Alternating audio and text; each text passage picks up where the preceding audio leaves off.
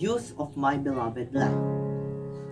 In this critical period of our history, we need the heart, the soul, the vigor of the youth of our land to help us build our country, the most significant basis of brotherhood and solidarity of all Filipinos.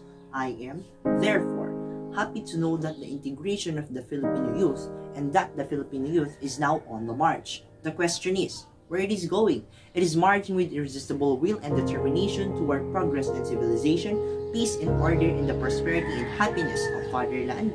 If it is, I, as the chosen head of our nation and our people, heartily welcome it and bid it Godspeed.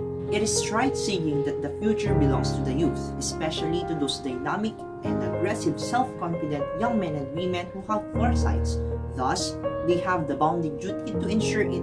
So much faith the greatest Filipino patriot and hero Rizal had in the youth of the land that while he was still in his teens, he dedicated to it his prize-winning poem entitled To the Filipino Youth, and he called it the Filipino Youth not without reason and justification, Fair Hope of my fatherland. Several years later, when Rizal was in Madrid, he thought again of the Filipino youth. On the occasion of the signal honor and distinction conferred upon the famous Filipino painter Juan Luna, when one of his paintings was awarded the highest prize on the artistic world, Rizal offered a touching toast. He expressed the fervent hope that worthy of commendable example of Juan Luna and resurrection, another famed Filipino painter will be imitated or emulated by the Filipino youth. In the course of few years, that youth had become to him more than the fair hope of my fatherland. It had become the sacred hope of my fatherland. Rizal's fair and sacred hope is represented by the young men and women of today. You, the Filipino youth, is on the march. You who will be either the leaders and masters of your country and your country's fate tomorrows, or the hewers of woods and drawers of waters for other people, more ambitious and far-seeing than you, men with vision, with courage, and with an indomitable will to succeed whatever be the obstacle. Inspired by the same noble sentiment, the late Dr. Rafael Palma, builder of the University of the Philippines, dedicated to the same youth, the same fair and sacred hope of the fatherland. Face, last word, and masterpiece, his life-size biography of Rizal, in his dedicatory remarks, have gave voice to his abiding faith and confidence in the ability of the Filipino young men and women to make good. Have they made good, or are they making good? Were Rizal living today, would he be proud of them? Would he say, if he could see from beyond the tomb, that he did not die in vain? That his country's sacred and beautiful hope has not disappointed him, and those who like him had given their full measures of sacrifice for the glory of the fatherland? How fair the youth of the land! Are they planting the seeds that will make country again? Do they realize the serious problem that now confront the Republic of the Philippines, which is their republic? And are they contributing to the fullest extent of the solutions of such problems? Are they putting their broad shoulders on the wheels of the progress and prosperity? Are they helping actively in the complete restoration of peace and order in their country and in the gigantic reconstruction work which both of the people and the government must undertake? Are they doing their duty as a citizen of the Republic, working for the common happiness and welfare of their respective communities? As ye sow, so shall ye reap. Are the Filipino young men and women of today sowing the seeds of peace and prosperity so that they will reap the fruits of progress and tranquility? Man is the archetype of society. Both society and the nation grows as the individual grows. Unless our youth prepare for the future, there will be no future for them.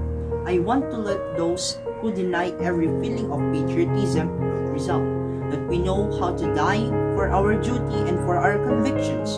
What matters then if one dies for one's loved, for one country, and for those one's adored? In one of his parting letters he wrote, "My future, my life, my joy, all have sacrificed for my love for her," referring to the Philippines. Whatever be the fate, I will die, blessing her and wishing her the dawn of her redemption. That, we will agree, is a wonderful sentiment. Thus the Filipino youth of today can feel this and cherish it. Isagani, one of the youthful characters that stand out in bold relief in Rizal's Noli, one called one of the leading lawyers in Manila for an advice. The lawyer advised Isagani to follow the lines of least resistance. Why fight? Why think? He agreed. When somebody else will do the fighting and thinking for you, prosperity, happiness, and peace of mind, the legal advisor pointed out lie in the direction of the current. Believe in me, he concluded. You will remember me and think of me when you have gray hairs like me. What was Isagani's retort?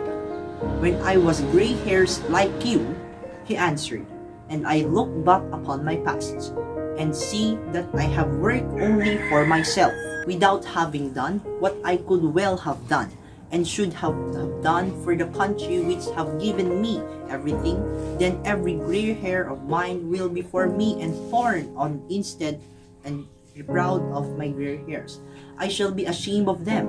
Do the Filipino youth of today talking and feel that way?